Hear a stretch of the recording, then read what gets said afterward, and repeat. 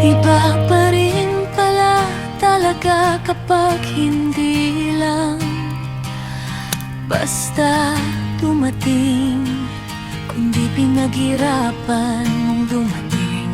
Dahil sa huli, ang bawat tagumpay ay mas matamis kapag sarili mong kamay ang dahilan kung bakit mo yun nahawakan.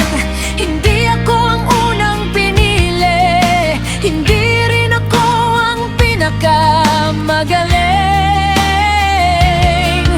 Madalas akong nauna sa pila, pero huli sa paggamit ng mga pangarap.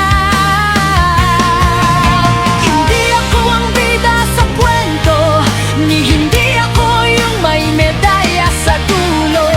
Pero tuwing uuwi ako, may dalawang mukha pa rin na masayang naghihintay sa pintuan. Doon ko lang naunawaan, hindi pala ako minadaling pala rin, dahil matagal nang binibigay sa akin ang pinakamagandang kapalaran sa lahat. Ang magmahal at mahalin ng mga magulang na kahit kailan. Hindi ako tinitingnang talo, alam ko namang may buhay tayong kani-kanya.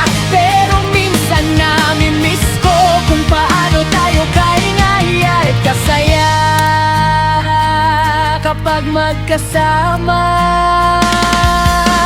Hindi ko alam kung lumayo ka o huminto lang tayong dalawa sa paglalapit. Pero kahit bihira ka nang dumaan, lagi akong may bukas na pinto para kapag buksan. Dahil ang tunay na kaibigan, hindi isinasara ang tahanan.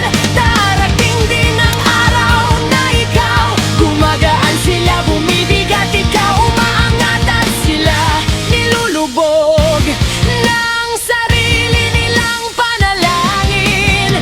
Kaya kapag bumalik na lahat ng masamang hiling nila, wala ka na kailangang gawin. Tumayo ka lang, huminga at magpatuloy.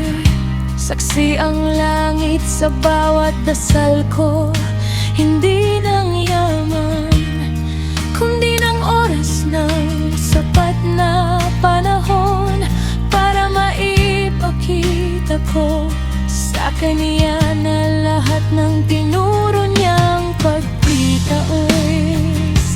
ay may bunga rin pala. Kaya sana kapag